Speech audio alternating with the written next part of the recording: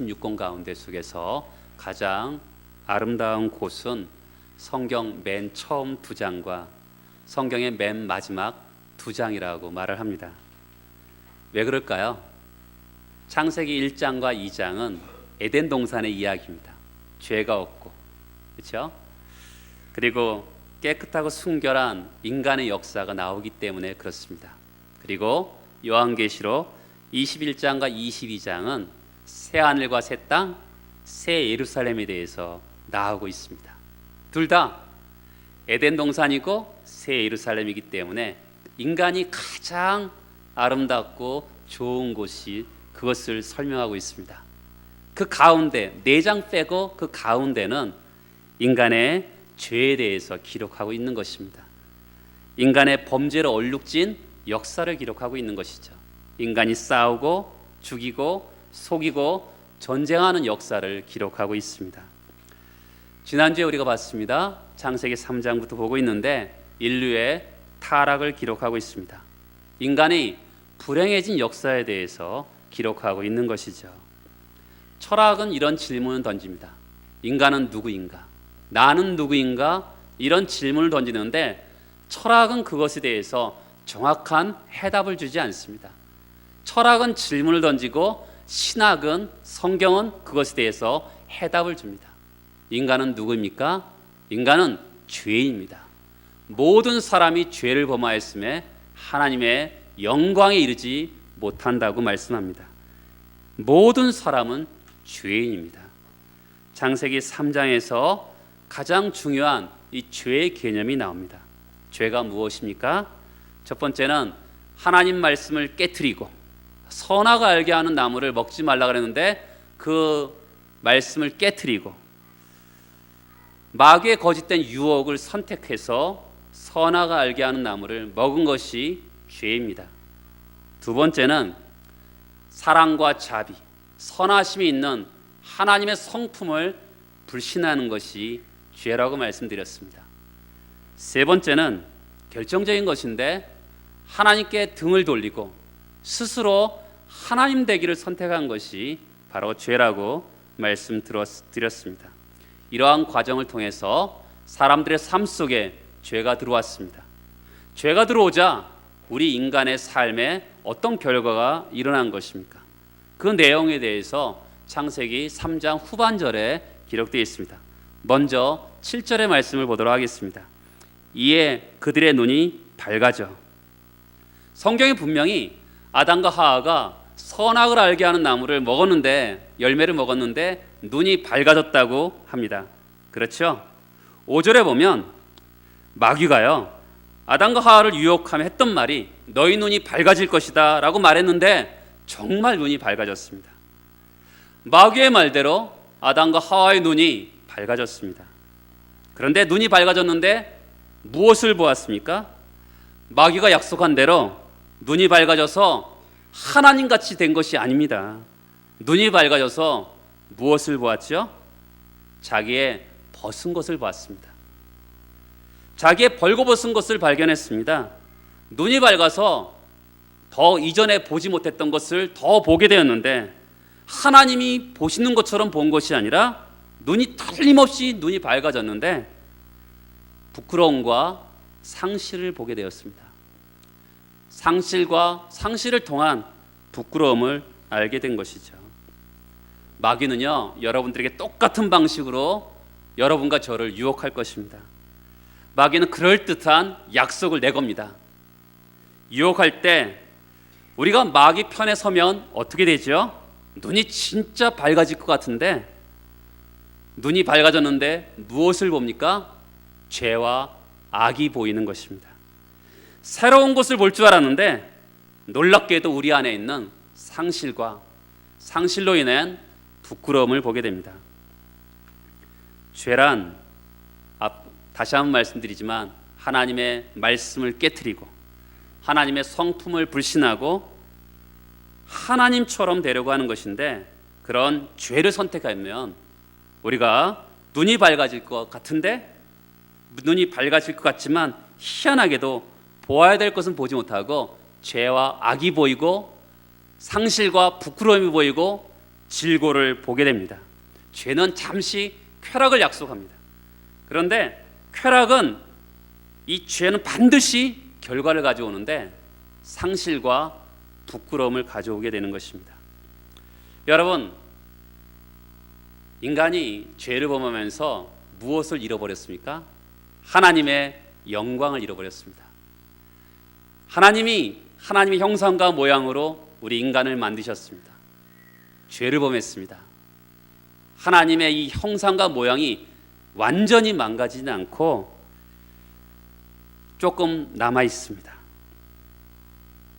근데 하나님의 영광을 잃어버렸습니다. 여러분, 구원받았다. 우리가 예수를 믿으면 구원받았다 그러잖아요.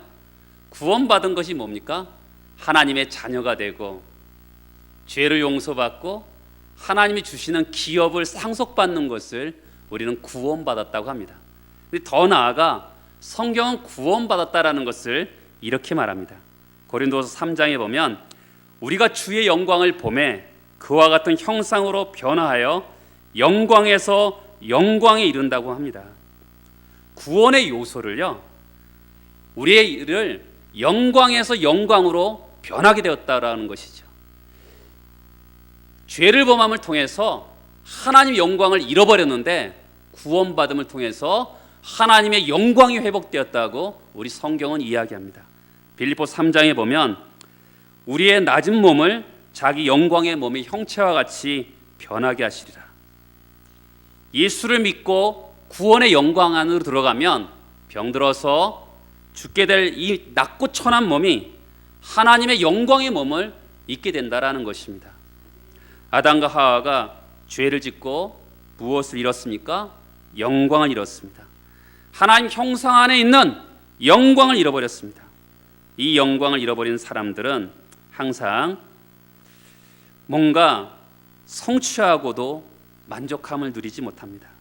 왜 그러냐면 하나님의 형상 안에 있는 영광을 잃어버렸기 때문에 그렇습니다. 이것이 죄가 가져온 첫 번째 결과입니다. 두 번째는 뭡니까? 한 번 더 보십시오. 7절에 보면 이에 그들의 눈이 밝아져 자기들이 벗은 줄을 알고 어떻게 합니까? 무화과 잎을 엮어 치마로 삼았습니다. 수치와 상실을 가리기 위해서 인간은 자기 나름대로 노력을 합니다. 여러분, 그러면 하나님의 영광을 상실하고 부끄러움이 일어났다면 먼저 무엇을 해야 되죠? 그것을 상실한 원인이 있을 거 아니겠습니까? 하나님의 말씀을 깨트리고 하나님의 성품을 불신했던 그 지점으로 돌아가야 되는데 사람들은 그쪽으로 돌아가지 않고 상실과 부끄러움이 느껴질 때 자기 스스로 나뭇잎을 가리려고 합니다. 이 땅에 있는 모든 사람의 삶의 방식이 나뭇잎으로 가리는 것입니다. 보편적으로 사람들은 어떻게 삽니까? 하나님 앞에 나아가서 하나님이 가려주는 곳으로 사려고 하지 않고 자기 스스로 무화과 나무 잎으로 가리려고 합니다. 여러분, 부끄러움은 타락 이후의 결과입니다. 사람들은 다 지금 나뭇잎 하나님이 주신 것, 가려주신 것입니까? 아닙니다. 자기 스스로 나뭇잎을, 그것도 무화과 나무잎 해봤자 얼마나 걸리겠어요? 햇빛 쨍쨍 내리면 조금만 지나면 그것은 다 없어질 것들입니다. 그런데도 자기 힘으로 가리려고 합니다. 여러분, 사람 스스로 가리려고 하는 나뭇잎은 뭘까요? 오늘날로 말하면 성공입니다. 성공이 무엇일까요? 사람들은 돈 버는 것이라고 생각합니다. 돈 많이 벌면, 사람들이 왜 돈을 많이 벌려고 해요? 자기의 부끄러움을 가리려고 하는 것입니다. 사람들은 그래서 할 수만 있다면 돈으로 부끄러움을 가리려고 합니다. 한국 사회가 제일 좋아하는 것은 제가 보기에는 명예입니다. 누가 나를 알아주고 인정해주고 박수 쳐주는 것을 굉장히 좋아합니다. 왜 그럴까요? 그것은 부끄러움을 가려준다고 생각하기 때문에 그렇습니다. 사람들이 박수 쳐주고 인정해주면 자기의 부끄러움이 가려진다고 착각합니다. 그래서 사람들은 지식의 나뭇잎, 물질의 나뭇잎, 명예의 나뭇잎으로 자기를 가리려고 합니다. 그런데 그것은 마르고 부서질 것입니다. 여러분 인생을 살다 보면 다 느끼겠죠. 모두 다 많은 사람들 중에서 어떤 사람들을 딱 보면 돈도 참 많고 자식도 굉장히 잘 됐어요. 그런가 하면 손자 손녀들도 굉장히 반듯하게 커가는 그런 모습을 보면서 야, 당신은 정말 박수 받을 만하다, 인정받고 칭찬받는 사람들이 있습니다. 그런데 그 가슴 깊은 내면도 보면 상실과 상실로 인한 부끄러움이 다 있습니다. 나뭇잎으로 자기의 어떤 지식으로, 물질로, 명예로 혹시나 겉은 다 가려질지 모르지만 내면에 있는 그 부끄러움과 상실은 절대로 가려지지 않는 것이죠. 인생을 살다 보면 정말 그렇지 않습니까? 세상이 말하는 성공, 모두 다 부러워하는 그 성취를 다 이루었는데도 그 사람들에게 한번 물어보세요. 당신은 정말 행복하고 만족스럽습니까? 그렇지 않습니다. 사람들은 하나님을 의존하고 그분으로부터 공급하시는 복과 은혜를 의지하지 않으면 채워지지 않는 삶의 영역이 있습니다. 하나님은 우리에게 하나님의 형상을 만들어 놓으셨기 때문에 하나님만으로 채워질 수 있는 공간이 있는데 아무리 우리 인간이 나뭇잎으로 자기의 부끄러움을 가리려 해도 절대로 채워지지 않습니다. 가인이 아벨을 죽였어요. 그 다음에 가인이 한 것이 뭔지 아세요? 가인은요, 자기의 안전을 위해서 성을 쌓습니다. 가인의 후손들은 뭘 하는 줄 아세요? 음악을 만들고 또한 예술을 만들고 문화를 만들고 역사와 철학을 발전시킵니다. 인류의 문명이 등장해요. 성경에 하나님을 등지고 사람들이 자기 스스로 안전하기 위해서 만들어낸 것이 문명입니다. 나는 하나님 없어도 살 수 있어. 그것을 그렇게 만족스럽게 살 수 있다고 인생은 가르쳐 줍니다. 정치와 법과 제도를, 종교를 만들어냅니다. 그러나 불가능합니다. 가려지지 않습니다. 저는 대학교 시절에 군부 독재 시절을 지냈습니다. 그때 하도 사람들이 데모를 하기에 야, 문민 정부가 들어오면 정말 새로운 세상이 올 거라고 생각을 했습니다. 그러나 여러분도 보다시피 정치 체계와 지도자가 바뀌어도 인간의 부끄러움은 가려지지 않습니다. 무화과 나무 잎으로 가려지지 않습니다. 하나님 없이 스스로 문제를 해결할 수가 없는 것이 인간입니다. 하나님 앞에 나와야 되는 것이죠.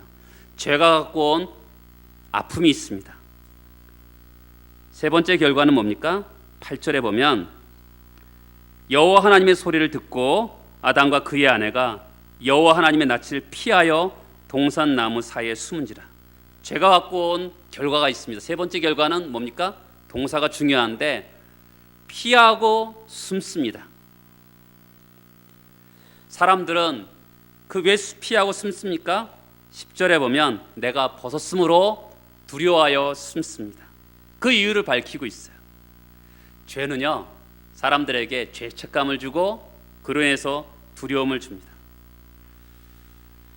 사람들은요, 아무리 노력해도요, 그 죄책감과 죄책감으로부터 오는 두려움을 이길 수 있는 사람은 없습니다. 예수 믿으세요. 하나님은 정말 살아 있습니다. 말해줘도 상관없어. 어쨌건 난 안 믿을 거야. 라고 당차게 말하는 사람들이 있습니다. 그러나 그 사람들 집에 홀로 가 계십시오. 그러면 그 사람들도 분명히 자기 안에 내면에 있는 죄책감을 느낄 거고 죄책감에게서 오는 두려움을 그는 분명히 느낄 것입니다. 그것이 사람이에요. 그것이 인간의 실존입니다. 사람은요, 죄에 대해서 죄책감과 그 죄로 인한 두려움을 이길 수 있는 인간은 이 세상에 누구도 없습니다. 근데 더 비참한 게 뭔지 아세요? 그것은 죄로 인한 죄책감과 두려움에 빠지는 것보다 더 비참한 게 있어요. 그것은 뭐냐면 두려움을 느끼면 어떻게 해야 되죠? 하나님 앞에 나가야 되는데 피하고 숨습니다. 그것이 인간의 가장 큰 비극이죠. 아이들 보세요. 사람들이 죄를 지으면 다 똑같습니다. 남편에게 죄를 짓고 아내에게 죄를 지으면 눈을 피하잖아요. 그렇죠? 아이들 뭐 이렇게 죄를 지으면 저 멀리 숨어 있잖아요. 그렇죠? 다 사람들은 다 똑같습니다. 하나님은 사람들을 하나님의 품으로 부르세요. 그런데 하나님이 그렇게 부르시는데도 사람들은 두려움이 생길 때마다 어떻게 하죠? 피하고 숨습니다. 하나님께 가려고 하지 않습니다. 그렇다고 피해집니까? 하나님이 나무 뒤에 안 계세요? 에덴 동산에 하나님이 안 계십니까? 아담과 하와가 에덴 동산에 쫓겨났지만 온 세상이 충만하신 분이 하나님이십니다. 우리가 어디 숨다고 하나님에게 피하고 숨을 수 있어요? 그럼에도 불구하고 사람들은 피하고 숨습니다. 하나님께로 돌아가지 않습니다. 다른 거 다 해요. 그런데 인간의 제일 비참함은요, 하나님께 돌아가려고 하지 않습니다. 어떤 경우는 하나님께 돌아간다고 해요. 그런데 정작 성경에서 말하는 하나님이 아니라 자기가 만드는 어떤 신 앞으로 돌아가는 사람도 있는 것을 보게 돼요. 내가 내 마음대로 조작할 수 있는 그 신 앞으로 돌아가는 사람들도 보게 됩니다. 기억하십시오.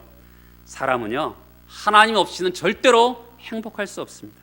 그것이 여러분과 저의 존재입니다. 하나님을 의지하고 하나님께 순종하고 하나님께서 주시는 복과 은혜를 누려야지만이 진정한 만족을 느낄 수 있는 것이죠. 주님께로 가야 되는데 정말 하나님께로 돌아가지 않습니다.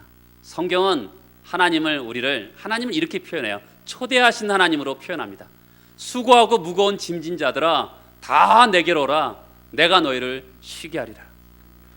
저 이 말씀 좋아해요. 수고하고 무거운 짐진 자들아 다 내게로 오라. 내가 너희를 쉬게 하리라. 수고하고 무거운 짐, 지위가 높든 지위가 낮든 돈이 있든 돈이 없든 아무 차별이 없이 아무 구별이 없이 땅에 있는 모든 인생, 죄책감과 두려움에 사로잡혀 있는 모든 인생들아 다 내게로 오라. 주님 우리를 초대하십니다. 오라 너희 목마른 자들아 물로 나오라. 돈 없는 자도 오라. 너희는 와서 사 먹되 돈 없이 값 없이 와서 포도주와 젖을 사라. 하나님은 풍성한 자리로 우리를 초대하십니다. 아무 자격도 아무 조건도 요구하지 않으시고 하나님께로 돌아오기만 하라고 하는데 사람은 하나님께로 가지 않습니다. 하나님 아버지에 대해서 가장 잘 비유하는 것이 탕자의 비유입니다. 아버지를 떠나서 탕자가 허랑방탕하게 삽니다. 그가 드디어 비참한 자기의 모습을 깨닫고 돌아가는데 이렇게 말하죠. 아버지, 내가 하늘과 아버지께 죄를 지었습니다. 그러면서 아버지께 돌아갑니다. 언제 돌아올지 모르는 그 아들을 기다리면서 아버지가 벗은 발로 막 뛰어가죠.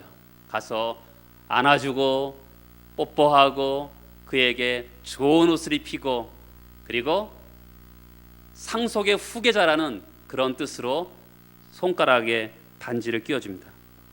여러분, 이 탕자의 비유에서 알 수 있는 게 뭡니까? 하나님께로 돌아가야지만이 풍요와 부귀와 또한 존귀와 참된 영광이 있음을 성경 우리에게 말씀하고 있는 것이죠. 그런데 사람들은 하나님께로 가지 않습니다.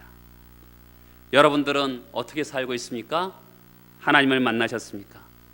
여러분들의 교회에 오래 다녔냐고 묻지 않습니다. 하나님을 만난 적이 있습니까?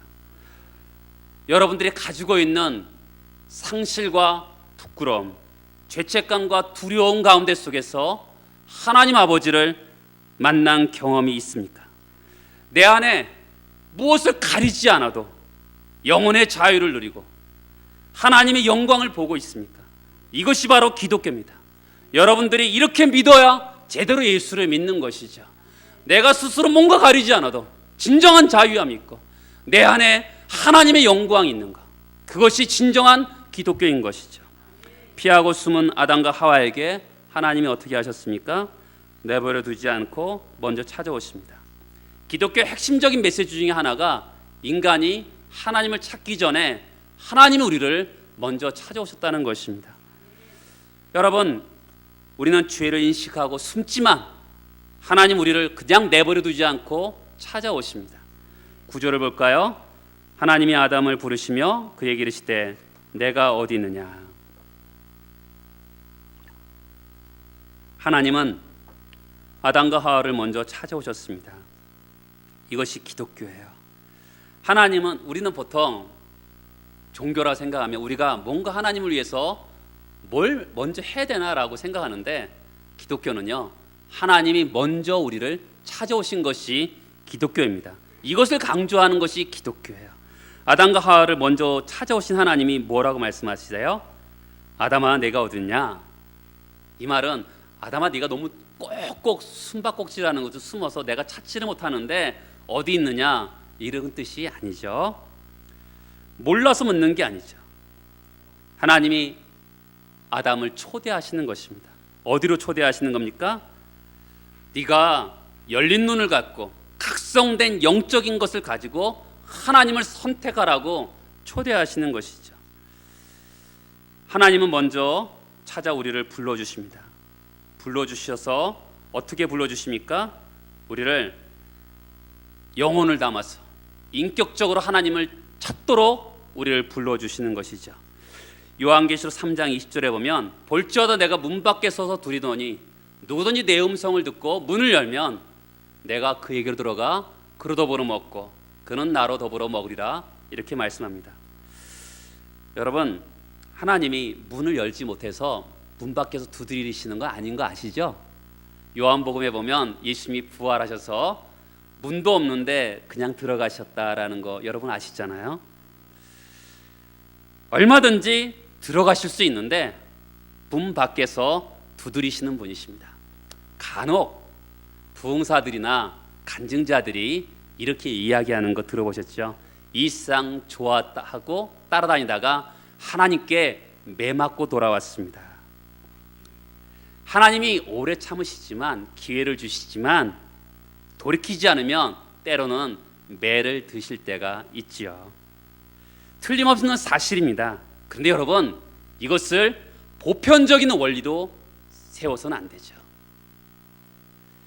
인간은 하나님의 형상을 입은 귀한 존재입니다. 그래서 꼭 매를 대서 기필코 어떤 자리 데려가시는 그런 야만적인 방법이 하나님의 보편적인 원리라고 생각하면 안 돼요. 하나님은 문 밖에서 두드리십니다. 그리고 어디 있는지 다 알고 있는데 아담아 내가 어디 있느냐라고 묻는 분이십니다. 안 보여서가 아니라, 문을 못 열어서가 아니라 열 수 있고 다 보고 계신데 우리로 하여금 전인격적으로 하나님 앞에 나오기를 원하시는 것이죠. 여러분, 하나님은 인격적인 분이세요. 우리는 자꾸만 간증자들의 이야기를 들으면서, 저는 여러분들의 간증자들의 그 오류를 기억하셔야 돼요. 그 사람들의 이야기는 보편적인 게 아니에요. 성경이 보편적인 거죠. 성경은 우리에게 분명하게 문을 두드리고 아담아 네가 어디 있냐 라면서 우리로 하여금 인격적으로 우리를 만나기를 원하시는 것이죠. 하나님 우리를 부르실 때 전인격을 담아서 우리가 반응하는 것이 복입니다. 스스로 자기의 문제를 해결하지 말고 나무대에 숨지 말고 그냥 열고 나가면 사는데, 그렇죠? 하나님의 부르실 때 인격적으로 반응하면 살 수 있는데 사람들은 하나님의 초대에 응하지 않습니다. 정말 연약한 인생입니다. 사람은 절대로 자기 문제를 스스로 해결할 수 있는 존재가 아니에요. 여러분도 다 마찬가지죠. 배우자가 도와줘야 되고 자녀가 도와줘야 되고 부모가 도와줘야 되는, 그렇게 살아갈 수 있는 존재입니다. 우리는 절대로 자기의 문제를 스스로 해결할 수 있는 존재가 아니에요. 거기다가 시간을 쓰면 안 돼요. 하나님이 우리를 부르시는구나, 내 심령을 놓고 하시는구나 느낀다면 하나님 제가 여기 있습니다. 말씀해 주세요. 이렇게 반응하는 것이 중요합니다. 하나님이 찾아와 부르실 때 아담이 어떻게 반응합니까? 10절을 보세요. 내가 동산에서 하나님의 소리를 듣고 내가 벗었으므로 두려워하여 숨었나이다. 여러분 어떻습니까? 아담의 대답이 맞습니까? 틀리십니까? 어떻게 보면 맞죠. 그러나 부정직한 대답입니다. 내가 벌거벗었으므로 숨었습니다. 이렇게 반응하니까 하나님이 문제의 핵심을 손가락으로 딱 집어서 말씀하시는데 11절에 이렇게 말씀하세요. 누가 너의 벗었을 때 네가 알렸느냐? 내가 네게 먹지 말라 한 그 나무 열매를 내가 먹었느냐? 내가 벗어서 숨었습니다. 이렇게 말하자 누가 네 벗어쓴 것을 네게 알렸느냐? 그러면서 핵심을 딱 찍는데 내가 네게 먹지 말라 한 선악을 알게 한 나무 먹었느냐라고 묻습니다. 그러니까 지금 하나님은 지금 아담이 정직한 것 같지만 부정직하게 대답한 것을 찍고 넘어가시는 것이죠. 어떤 면에서 아담이 잘못된 대답을 했을까요? 사실 정직했잖아요. 벗었으므로 두려워 숨었습니다 라는 대답은 일부 사실이에요. 그러나 부정직합니다. 왜냐하면 아담의 문제의 핵심은 뭐예요? 그가 지금 하나님이 하지 말란 선악을 알게 하는 나무를 먹지 말란 그 나무를 열매를 먹었기 때문에 상실이 오고 부끄러움이 찾아오고 두려워서 죄책감 때문에 두려워서 숨고 피했습니다. 그러면 문제의 핵심을 딱 빼냈고요. 그렇잖아요. 선악을 알게 하는 나무를 제가 먹었습니다. 하나님께 잘못했습니다. 이렇게 해야 되는데 어떻게 하죠? 덜 중요한 것을 얘기하는 거예요. 핵심적인 것은 빼내고요. 덜 중요한 것을 이야기하는 것이죠. 아담의 후손이 우리도 늘 이렇습니다. 죄를 인정해야 될 때 아이들 그렇잖아요. 진짜 본질적인 잘못을 이야기하지 않습니다. 항상 아이들 잘 보세요. 자기가 정말 엄마에게 야단 먹을 것 본질적인 것은 얘기하지 않고 부차적인 것 그것을 좀 뺀 다음에 이야기합니다. 우리들도 그렇죠. 상대적으로 작은 죄, 상대적으로 덜 부끄러운 죄, 상대적으로 핵심이 아니고 주변적인 죄를 이야기합니다. 진짜 죄는 딱 감춰두고 그러니까 하나님을 인격적으로 만날 수 없는 겁니다. 내가 어디 있느냐라는 부르시는 하나님 앞에서 하나님 제가 하나님이 하지 말라는 것을 했습니다. 진짜 말을 해야지만이 하나님을 만날 수 있는데 그렇죠? 그런데 많은 사람들이 아담처럼 반응합니다. 진짜 중요한 것은 다 뒤로 두고 상대적으로 덜 부끄러운 거 하나님 앞에 그리고 슬쩍 내놓습니다. 그럼 우리에게 하나님이 손가락으로 딱 집어서 네 문제는 그게 아니야. 벗어서 부끄러운 것이 문제가 아니라 내가 하지 말라 한 거 네가 먹었지. 하나님이 그렇게 말씀하십니다. 여러분 이렇게 고백한 적 있어요? 하나님이 하지 말라 한 거 제가 했습니다. 여러분 그것이 신앙생활이에요. 아담의 대답의 두 번째 문제는 뭐냐면 맞는 것 같지만 맞지 않았던 아담의 반응에는 무엇이 문제냐면 하나님은 두려워하는 원인을 직시합니다. 벌거벗어서 두려운 것이 아니라 내가 먹지 말라는 거 네가 먹었지 그것을 정확하게 짚는 것이죠. 이게 뭡니까? 하나님께 죄를 지은 거죠. 우리는 보통 어떻게 하지요? 여러분 성경에서 보면 다윗이 죄를 고백하는데 제가 하나님께만 범죄했습니다. 이렇게 고백합니다. 제가 사람을 죽였습니다.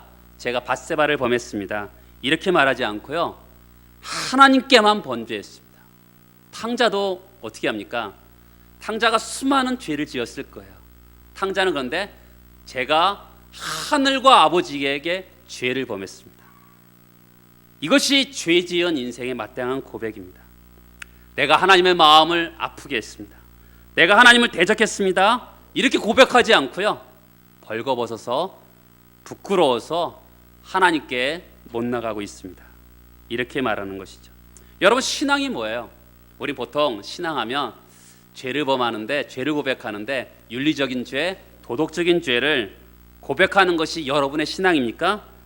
아니면 윤리적인 죄, 도덕적인 차원보다 본질적인, 제가 하나님께 죄를 지은 자입니다, 나는 악한 자입니다, 이렇게 고백하는 것이 신앙입니다. 신앙은 바로 이런 거예요. 하나님께만 죄를 지었습니다. 우리는 사실 수많은 죄를 짓습니다. 근데 여러분, 그 죄는 하나님께 짓는 거예요. 그것이 죄에 대해서 직시하는 것입니다. 우리가 하나님께 죄를 짓는다 생각하면 죄에 대해서 우리가 두려워하게 되는 것이죠. 하나님은 우리가 여러분의 인격과 중심을 담아서 그분 앞에 나가서 하나님, 제가 악한 자입니다, 이렇게 진실한 고백하면서 돌아오기를 원하십니다. 하나님 앞에 1대1로 서서 하나님, 제가 죄인입니다, 하나님이 싫어하시는 거 제가 했습니다, 이렇게 고백하면서 만난 적이 있습니까? 만약에 그렇지 않다면 여러분들은 성도가 아닙니다. 하나님 앞에서 제가 죄를 지었습니다, 이렇게 고백해야지만이 진정한 성도가 되는 것이죠. 여러분, 벌거벗은 채로 하나님 앞에 서서 우리가 부끄러움이 있고 두려움이 있고 죄를 인정하면 하나님이 어떻게 하십니까? 우리가 경험으로 알듯이 하나님이 우리의 부끄러움을 가려주십니다. 거기서 참된 자유를 얻게 되는 것이죠. 여러분, 죄악 벗은 우리 영혼은 기뻐 뛴다는 찬송이 있습니다. 하나님이 우리의 죄악을 가려주시면 이루 말할 수 없는 그 평강과 은혜가 있는 거 여러분 경험해 보셨습니까? 하나님이 가려주셔야지만이 진짜 가려지는 것입니다.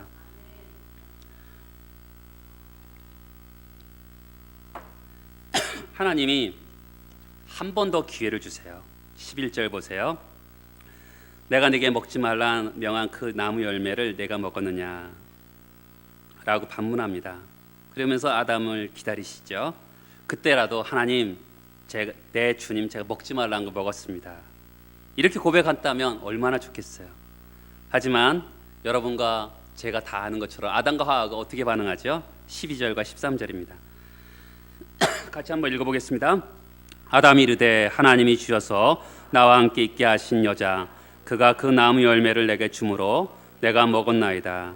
여호와 하나님이 여자에게 이르시되 내가 어찌하여 이렇게 하였느냐?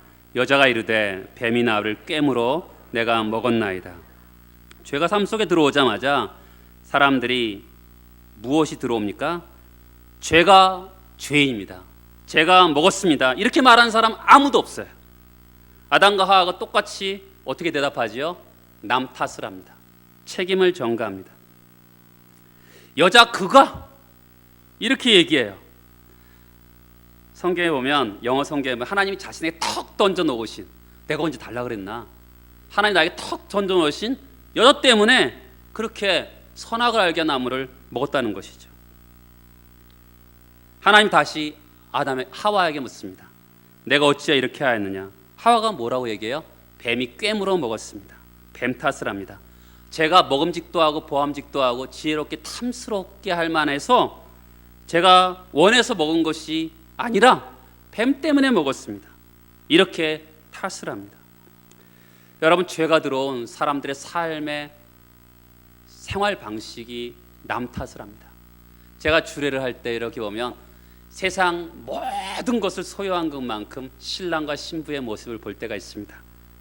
저와 여러분도 다 경험한 이야기지만 그러다가 싸우면 어떻게 하죠? 너 때문에 라고 합니다. 간혹 내 탓이라고 하는 사람들이 있어요.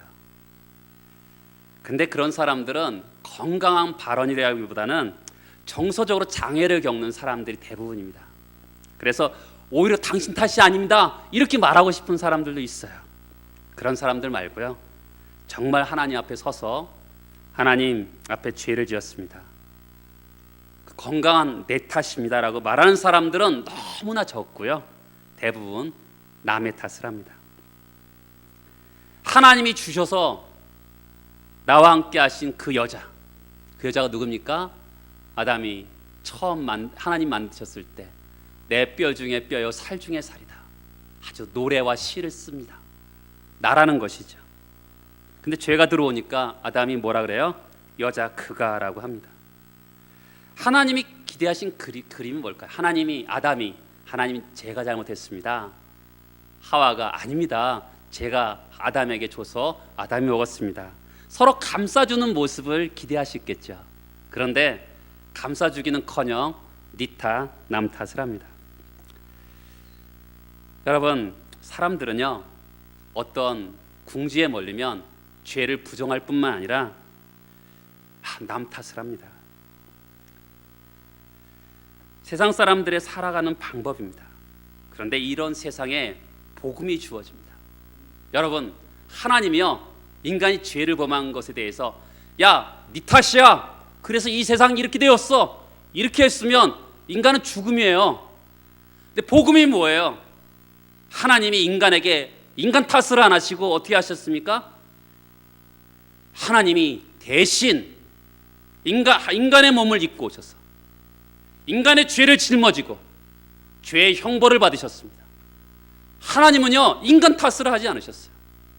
그게 복음이죠. 끝없이 남의 탓을 하고 있는 이 세상에 예수 그리스도 대속의 신비 대신 죽으시는 것으로 바로 우리에게 복음을 전하시는 것이죠. 죄는 내가 지었는데 형벌은 내가 받아야 되는데 하나님이 형벌을 받으시고 우리 대신 죽으셨습니다. 너무나 다른 질서죠. 세상의 질서는 남 탓을 하는데 하나님은 대신 형벌을 받으시고 대신 죽으시고 대신 심판받으시는 그런 복음을 우리에게 주셨습니다. 그러면 복음이 우리에게 주어졌는데 세상이 주는 가치랑 복음이 주는 가치는 다르기 때문에 우리는 변화되어야 되는 것이죠. 남 탓을 하는 이 세상에서 우리는 하나님의 은혜를 경험한 사람들은 내 탓입니다. 제 허물입니다. 배우자의 문제가 아니라 자식의 문제가 아니라 환경의 문제가 아니라 제 잘못입니다. 이렇게 말하는 것입니다. 아담과 하와가 남 탓을 했습니다. 창세기 4장을 보면 가인의 제사를 하나님 받지 않으셨어요. 가인이 누구 탓을 합니까? 아벨의 탓을 합니다. 아벨을 탓을 하다가 어떻게 합니까? 그를 죽여버립니다. 여러분, 세상의 기본 질서는 남 탓을 하다가 그를 죽입니다. 내가 아니라 여자 때문에 먹었습니다. 내가 아니라 뱀 때문에 먹었습니다. 이렇게 남 탓을 하고 책임을 전가하는 존재가 인간입니다. 그런데 우리는 대속의 은혜를 받은 우리는 내가 죄인입니다. 내가 잘못했습니다. 말할 뿐만 아니라 질고를 지고 가는 다른 사람들을 보면서 하나님, 저 사람이 저렇게 어려운 것은 제 잘못입니다. 이렇게 말하는 것이 성도인 것입니다. 그들을 위해서, 저 질고를 지고 가는 사람을 위해서 제 탓입니다 하면서 그들을 위해서 중보 기도하는 것이 성도의 삶인 것이죠. 여러분, 성도인 여러분과 제가 세상 사람들처럼 똑같이 남 탓을 한다면 이 세상에 소망이 없습니다. 여러분들이 지난 한 주간 동안 한번 살펴보십시오. 어떤 말을 했는지. 하나님, 제 잘못입니다.